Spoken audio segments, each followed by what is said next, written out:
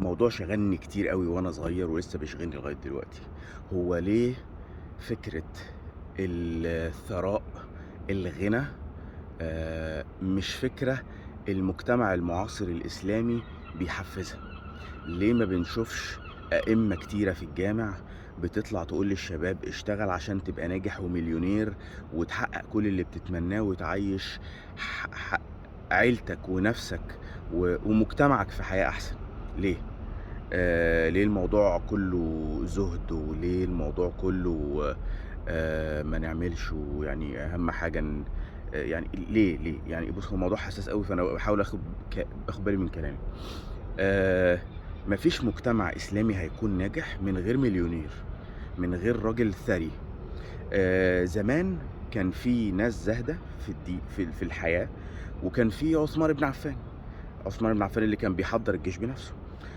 لمّا كان بيحصل فتوحات ولمّا كان بيحصل حرب على المسلمين، كانوا محتاجين فلوس، محتاجين فلوس عشان يجيبوا شاة، محتاجين فلوس علشان يجيبوا أكل هيأكّلوا بيه الجيش، محتاجين فلوس عشان يعملوا بيه أسلحة، صح؟ هيجيبوا الكلام ده منين؟ بالدعاء؟ أكيد لأ. الدين بتاعنا لو بصّيت في آيات القرآن الكريم، ولو بصّيت في حياة الرسول عليه الصلاة والسلام والصحابة اللي حواليه، عمره ما كان بينبُذ الثراء.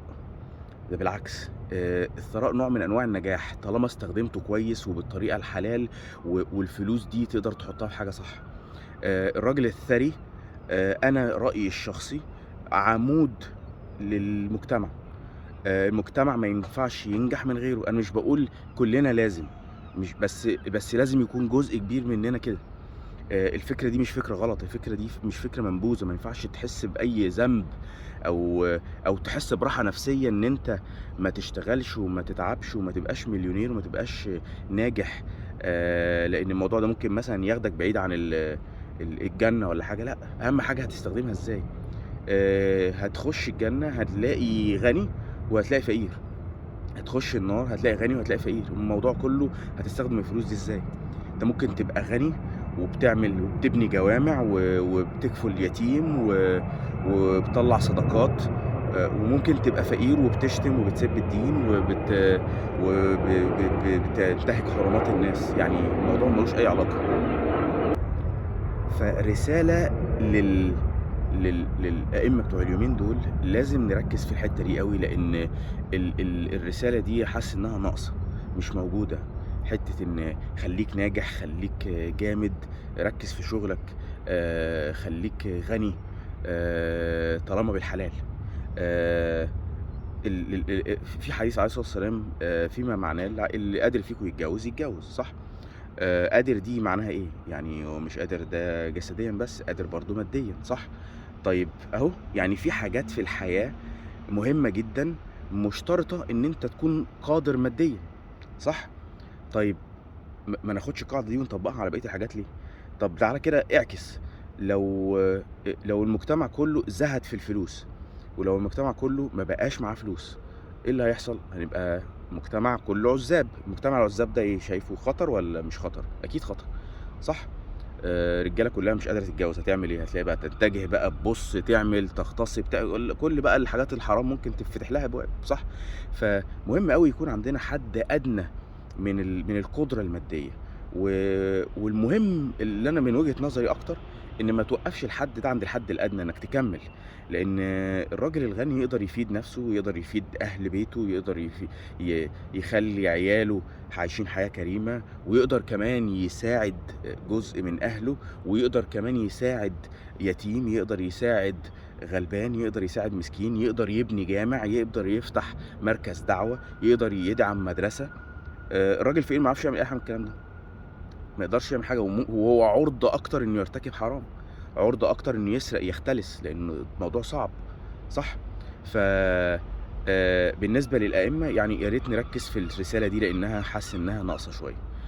بالنسبة للشباب والبنات، اوعى تفتكر إن عيب إنك تبقى غني، والّا إنك تبقى بتفكّر في الفلوس، والّا إنك تبقى بتحُط لنفسك أهداف إنك تبقى مليونير وملياردير والكلام ده كلّه. ما فيش أي حاجة من الحاجات دي عيب، طالما أنت هتعملها بالحلال، وطالما هتستخدم الفلوس في الطريقة الصح، وطالما الفلوس دي مش هتغيّرك ومش هتخلّيك شخص مغرور أو مُتعالي على الناس. أنا شايف إن هو واجب علينا طالما أنت قادر تبقى ناجح، لازم تبقى ناجح. وخلّي بالك علشان الموضوع ده لو زهدت وحطيته على جنب، ممكن يكون تبعيته عليك خطر، لإنك ممكن تبقى كسلان، وممكن تعوّد نفسك إن خلاص ما هو يعني إنك المادة للأسف مربوطة كreward أو كمكافأة للنجاح. فغالبًا ما فيش حد هيبقى غني من غير ما يكون ناجح في حاجة، طالما إحنا بنتكلم في إيه، في مصادر مال حلال. فخلّي بالك من الموضوع ده، وواجب عليك طالما أنت قادر إنك تكون غني، واجب عليك إنك تكون مجتهد.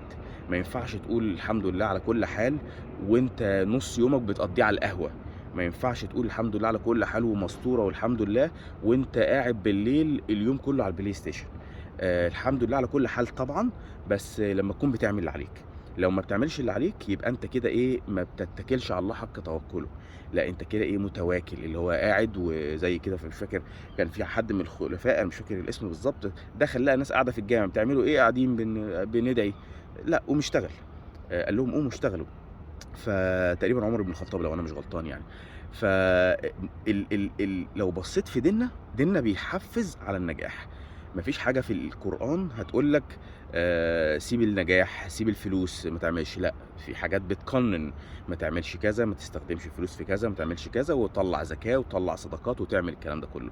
تعمل الكلام ده يبقى أنت فلوسك حلال وماشية كويس إن شاء الله، ربنا هيبارك لك فيها، وإن شاء الله على حد التأثير بتاعك ربنا هيجازيك خير.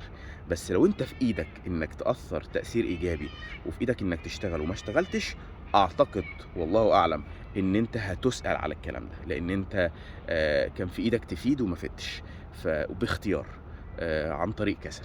فلو أنت قادر تبقى غني وما بقيتش غني بقرار عن طريق إن أنت كسلان ومش عايز تشتغل ومش عايز تتعب، فأنت هتُسأل على الكلام ده.